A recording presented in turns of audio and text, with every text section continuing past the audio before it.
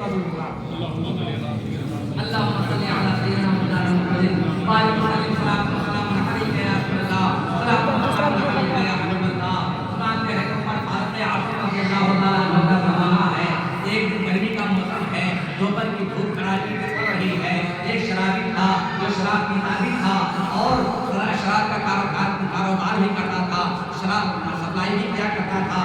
ایک دن دھوپ کے وقت میں بوتل میں شراب لے کر کمبل قمیض کے اوپر چھپا لیا، اندر چھپا لیا، اوپر سے کمبل اوڑھ لیا اور راستے سے چلنے لگا۔ جب آگے بڑھا تو کیا دیکھا کہ آگے سے عمر فاروق اعظم تشریف لا رہے ہیں، ہاتھ میں دلہا ہے، ہاتھ میں کوڑا ہے۔ میرے دوست جو ہے عمر فاروق اعظم کی شان وہ ہے کہ میرے مصطفیٰ ارشاد فرماتے ہیں عمر شیطان بھی تم سے خوف کھاتا ہے، جس راستے سے تم جاتے ہو اگر ادھر سے شیطان آ رہا ہوتا ہے تو تم کو دیکھ کر وہ راستہ بدل لیتا ہے۔ جب شیطان عمر سے خوف کھاتا ہے تو انسان کیا ہے؟ حضرت عمر فاروق اعظم گھر سے آ رہے ہیں، جب اس شرابی نے دیکھا پاؤں طرف سے جب زمین کھسکتی ہوئی نظر آئی، پروردگار عالم اب کیا ہوگا؟ حضرت عمر کے دورے سے کیسے بچوں گا، ان کے کوڑے سے کیسے بچوں گا، پروردگار عالم کیسے کیا ہوگا؟ ایسا سوچتے سوچتے بالکل حضرت عمر قریب آ گئے۔ جب قریب آ گئے دل ہی دل میں اس نے توبہ کی اور حضرت عمر نے فرمایا تمہارے کمبل کے نیچے کیا ہے؟ لرزتے ہوئے ڈرتے ہوئے کانپتے ہوئے کہا کہ حضور اس میں دودھ ہے، بوتل میں دودھ ہے۔ حضرت عمر فاروق اعظم حیرت میں پڑ گئے، ارے دودھ ہے یہ چھپا کے لے جانے کا ہے، دودھ کہیں قمیض کے نیچے رکھ کے لے جانے کا ہوتا ہے، دودھ کہیں کمبل کے اندر چھپا کے لے جانے کا ہوتا ہے، دکھاؤ۔ جب اس نے دیکھا بوتل نکالی، حضرت عمر فاروق اعظم نے ڈاٹ کھولی، ڈاٹ کھولنے کے بعد ڈھکن کھولنے کے بعد جب اپنے ہتھیلی میں انڈیلا تو کیا دیکھا؟ بالکل خالص دودھ تھا، بالکل خالص دودھ تھا۔ حضرت عمر فاروق اعظم حیرت میں پڑ گئے، مراقبے میں چلے گئے۔ میرے مصطفیٰ نے فرمایا ہے کہ ہر نبی کی امت میں کچھ ایسے نیک ہوتے ہیں جن کو الہام ہوا کرتا ہے، یعنی اللہ کی طرف سے ہوتا ہوا کرتا ہے کسی بات کا، اور ان اللہ کے بندوں میں سے ایک عمر فاروق اعظم ہے۔ حضرت عمر فاروق اعظم سر جھکاتے ہیں اور آپ مراقبہ میں چلے جاتے ہیں۔ اللہ کی طرف سے الہام ہوا کہ اے عمر میرے بندے کو شرمندہ نہ کر، میرے بندے کو شرمندہ نہ کر، یہ تھا تو خالص دودھ لیکن تیرے خوف سے لرز گیا، میری بارگاہ میں توبہ کی اور اس نے کہا کہ دودھ ہے، تو میں نے اس کی توبہ کو قبول کرتے ہوئے اس خالص شراب کو دودھ میں تبدیل کر دیا ہے۔ اے عمر فاروق اعظم اس کو شرمندہ مت کر۔ حضرت عمر فاروق اعظم چھوٹے ہوتے ادھر تشریف لے آتے ہیں۔ میرے مولا کے قربان، میرے مولا کتنا مہربان ہے، کتنا رحیم ہے، کتنا کریم ہے، کتنا بڑا باقی مولا ہو، لیکن جب وہ توبہ کر لیتا ہے اور اپنی زبان سے مٹی کو کہتا ہے کہ سونا ہو جا تو وہ سونا ہو جایا کرتی ہے، دودھ کو شراب کو کہتا ہے کہ دودھ ہو جا تو وہ دودھ ہو جائے گا۔ بخاری شریف کی حدیث ہے، میرے مصطفیٰ فرماتے ہیں کہ اگلے زمانے میں ایک قاتل تھا جس نے 99 قتل کیے تھے بلا قصور کیا، بہت بڑا مجرم تھا۔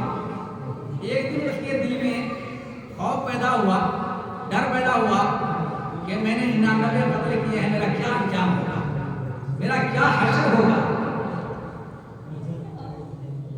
چنانچہ ایک کٹ ملا سے ملاقات ہوئی۔ میرے دوست کو یاد رکھیے، عالم اور نیم کٹ ملا یعنی جو عالم نہیں ہے 2-4-5 کتابیں پڑھ کے عالم جیسا بن گیا، تو جو عالم نہیں ہے اردو کی 2-4-5 کتابیں پڑھ لی، لوگوں کو مسئلہ مسائل بیان کرنا شروع کر دیا، تو بہت ڈینجر ہوا کرتا ہے، بہت خطرناک ہوتا ہے۔ اس کا ایمان وہ چاہتا ہی چاہتا ہے، اس کے ساتھ ساتھ اس کے ماننے والے کا بھی ایمان چلا جاتا ہے۔ ارے بھائی ہم کو جب راستہ معلوم ہی نہیں ہوگا تو ہم اگلے کو راستہ کیسے بتائیں گے؟ جس کو معلوم ہوگا وہی نہ راستہ بتائے گا۔ اور ایسے شخص سے جو مسئلہ مسائل پوچھے سب سے بڑا بیوقوف وہ ہے۔ ارے جو عالم ہے جس نے علم حاصل کیا ہے ان سے مسئلہ پوچھو نا، 2-4 کتابیں پڑھ لیا ہے اس سے مسئلہ پوچھو گے تو کہاں سے مسئلہ بتا دے گا؟ اگر وہ ایماندار ہوگا تو کہہ دے گا کہ بھئی ہمیں آقا نہیں ہے، اور اگر ایماندار نہیں ہوگا اپنی شان سے دے گا، جھوٹ موٹ کا مسئلہ بتا دے گا کہ ہاں ایسا ہے ایسا ہے ایسا ہے ایسا ہے۔ अब उसने गलत बता दिया, आपने फिर अमल किया, उसका गुनाह आपको भी होगा, उस बताने वाले को। चुनांचे उसने जिससे पूछा वो कटमुल्ला था, पूरा मुल्ला नहीं था, कटमुल्ला था। उसने कहा कि नौकर उठा खा के बिल्ली हज को चली, 99 कत्ल किया है और अब तुम चाहते हो कि तौबा करो, तौबा कबूल कर लेगा? नहीं कबूल करेगा।